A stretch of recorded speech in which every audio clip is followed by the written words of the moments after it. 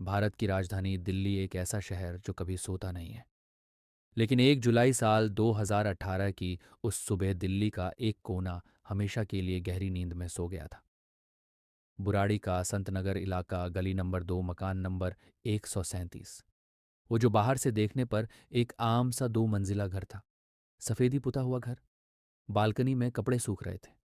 लेकिन उस घर की दीवारों के अंदर जो हुआ था, उसने इंसानियत, विज्ञान और धर्म, इन तीनों को कटघरे में खड़ा कर दिया। पुलिस जब उस घर के अंदर दाखिल हुई तो मंजर देखकर पुलिस वालों को उल्टियां आ गईं। कई पुलिस वालों के हाथ कांपने लगे। छत पर लगे लोहे के जाल से एक नहीं, दो नहीं, बल्कि 10 लाशें लटकी हुई थीं। ठीक वैसे जैसे बरगद के पेड़ की जड़ें लटकती हैं। सबकी आंखों पर पट्टियां थीं। सभी के कानों में रुई थी। सभी के मुंह पर टेप था। हाथ पीछे बंधे थे। और 11वीं लाश घर की सबसे बुजुर्ग महिला की थी, जो दूसरे कमरे में जमीन पर पड़ी थी। उस घर में ना चोरी हुई, ना डकैती, ना किसी के जबरदस्ती घुसने के निशान मिले। लेकिन एक ही रात में एक पूरा वंश खत्म हो गया। मीडिया ने इसे जादू टोना कहा।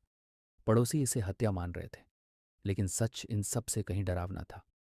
सच छुपा था उस घर के मंदिर में रखे 11 रजिस्टरों में। सच छिपा था घर की दीवार से निकले उन 11 रहस्यमयी पाइपों में।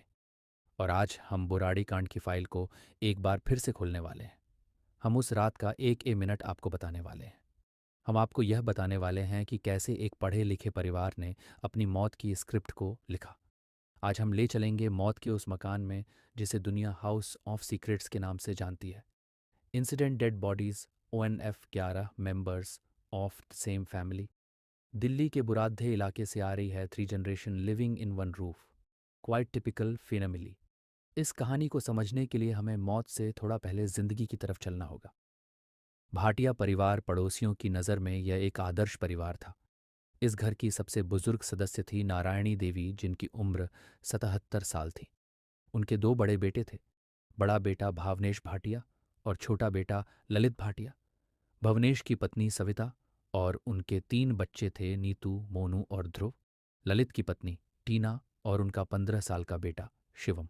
इसके साथ ही नारायणी देवी की विधवा बेटी प्रतिभा और उनकी बेटी प्रियंका भी वहीं रहती थी। कुल मिलाकर 11 लोग थे। ये परिवार बहुत धार्मिक था। ललित और भावनेश की प्लाईवुड और परचून की दुकान थी। घर में कभी ऊंची आवाज में यहाँ झगड़ा नहीं होता था। बच्चे पढ़ाई में होशियार थे। प्रियंका एक मल्टीनेशनल कंपनी में अच्छी नौकरी कर रही थी। सब कुछ इतना सामान्य था कि कहीं शक की गुंजाइश नहीं थी। बल्कि घटना से ठीक 15 दिन पहले 17 जून को घर में एक बड़ा जश्न मनाया गया। प्रियंका की सगाई हुई थी।